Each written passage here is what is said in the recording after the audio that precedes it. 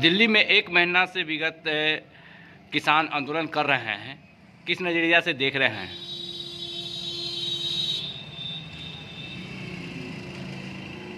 सबसे पहली बात है कि किसान का जो समस्या जो भी है वह मूलभूत समस्या है और किसान हमेशा देश के लिए लड़ता है, देश के लिए करता है, देश के लिए जीता है। इसलिए किसान की समस्याओं को गंभीरतापूर्वक विचार करना चाहिए सरकार को और जो भी मांगे हैं सरकार को पूरी करनी चाहिए। देश में बेरोजगारी बढ़ते जा रही है, महंगाई भी बढ़ती जा रही है, तो इस पर क्या कहना है आपका? कहना क्या है, ये तो देश के लिए ही नहीं, समाज की सबसे बड़ी समस्या है। बेरोजगारी हो, भ्रष्टाचार हो,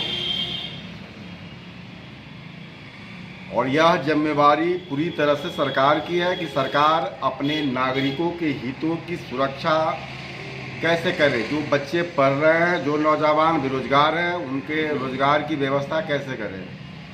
यह तो नागरिकों का मौलिक अधिकार है और सरकार की जिम्मेवारी बनती है कि अपने नागरिकों के मांगों को, उसकी ज़रूरतों को पूरा करे और सरकार इन ज़रूरतों को पूरा करने में भी जो सरकार की व्यवस्था है वह पूर्ण रूपेण सक्षम है।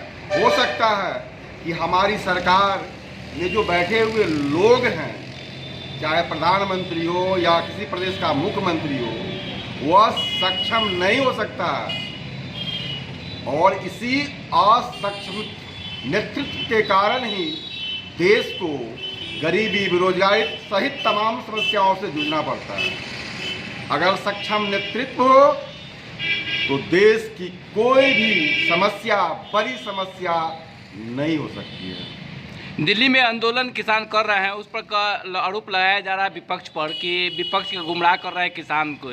विपक्ष में आप भी आते हैं, राष्ट्रीय आम जनशक्ति पार्टी के राष्ट्रीय अध्यक्ष हैं आप, और उसके नाम विपक्ष पर आरोप लग रहा है, इस पर क्या कहना है आपका?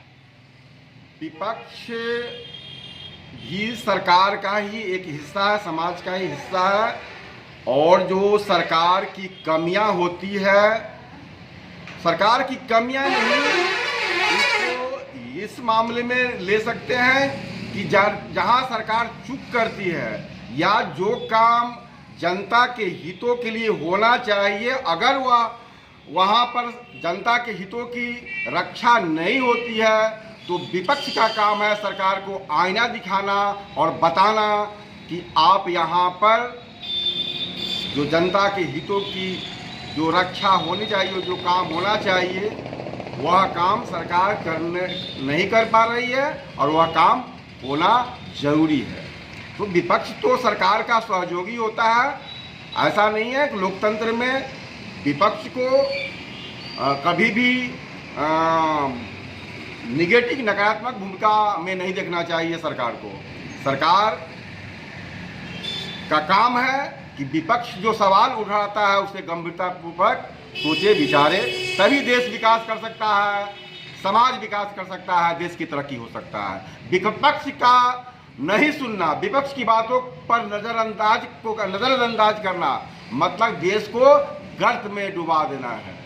इसलिए विपक्ष की बातों को सरकार को सबसे पहले सुननी चाहिए, क्योंकि वह कोई अपने लिए लड़ता नहीं है, वह देश के लिए लड़ता है, समाज के लिए लड़ता है और जनता की लड़ाई लड़ता है। बिहार में व्यवसाय सुरक्षित नहीं है, बैंक भी सुरक्षित नहीं है, दिन पर दिन मतलब बैंक लूटे जा रहे हैं और हत्या होते जा रही है, इस पर क्या कहना है आपका? देखिए, ये बहुत बड़ा सवाल है और देश की समस्या है। सरकार में बैठे हुए लोग के गलत सोच और नीतियों का परिणाम है कि सारा व्यवस्था ध्वस्त है और अपराध चरम पर है, व्यवसायी डरे हुए हैं। व्यवसाय ही क्यों, आम आदमी का जीवन जो है आज खतरे में है। कब कहाँ क्या होगा किसी को पता नहीं। जहाँ तक अपराध की बात है तो आप देखते होंगे अपराध खत्म करने का सरकार के पास कोई योजना नहीं है। वह केवल एक कानूनी प्रक्रिया करती है लोगों को, संविधान को रक्षा के लिए और लोगों को दिखाने के लिए। जबकि सरकार के लिए, मैं पहले भी बोला हूं, सरकार के लिए कोई भी समस्या बड़ा नहीं हो सकता। सरकार में जो बैठे हुए लोग हैं, हमारे संविधान ने इतने असीम शक्तियां दिया है, इतना मजबूत संविधान है, इतना मजबूत मेरा कानून है। अगर जनता की आवाज को, जनता की समस्याओं को सही ढंग से सरकार में बैठे हुए लोग देखें और उसे पूरा करने का प्रयास करें, तो मैं दावे के साथ कह सकता हूं कि किसी भी नागरिक में इतनी हिम्मत नहीं है कि सरकार के खिलाफ खड़ा हो सके और कोई गलत काम कर सके। क्योंकि जब आदमी को भूख लगेगा, रोजगार नहीं मिलेगा, खाना नहीं मिलेगा, जो उसकी न्यूनतम आवश्यकताएं है पूर्ति नहीं होगा, तो मरता क्या नहीं, करता हुआ कुछ भी करेगा। अगर इन बातों पर सरकार नज़रअंदाज करती है तो मैं दावे के साथ करता होता है, चाहे वो लाख प्रयास कर लेवे, जितनी लाठियां बाज लेवे, जितनी गोलियां चला दे, कभी अपराध खत्म नहीं होगा।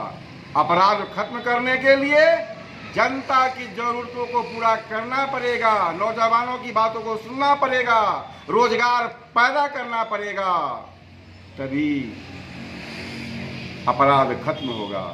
अपराध गोली बंदूक से खत्म नहीं होगा। आप गोली बंदूक का भय दिखाकर आप अपराध को थोड़ी देर के लिए आप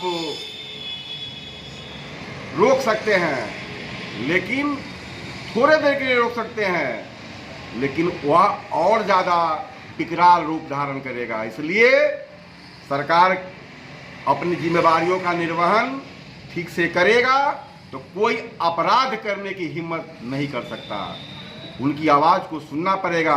जो भी लोग हैं, जो भी नौजवान हैं या जो भी इस तरह की प्रवृत्ति में हैं, उनकी आवाज़ को सुने, बुलाएं, प्यार से बुलाएं, समझाएं और उसकी बातों वहाँ जो उसकी ज़रूरतें हैं, जो वो चाहता है, जो उसकी क्षमता है, उसके अनुरूप सरकार मदद करने का काम करे, उससे सहयोग ले। क्योंकि कोई भी आदमी देश दुनिया का, जो मैं साइकोलॉजी का विद्यार्थी रहा हूँ, जो मेरा अनुभव है कि दुनिया का कोई भी आदमी जानबूझकर गलत काम करना नहीं चाहता है। वह सामाजिक गड़बड़ियों, मूलभूत आवश्यकताओं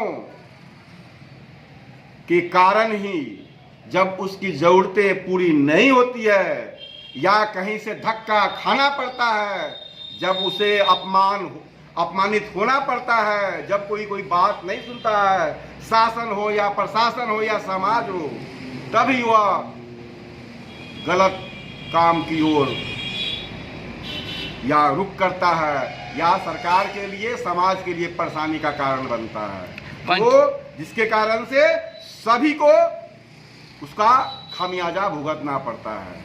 पंचायत से प्रखंड में और जिला स्तर में सभी जगह मतलब भ्रष्टाचार भरे हुए हैं। अब बिना पैसा के दिए काम नहीं होता है, इस पर क्या कहना आपका?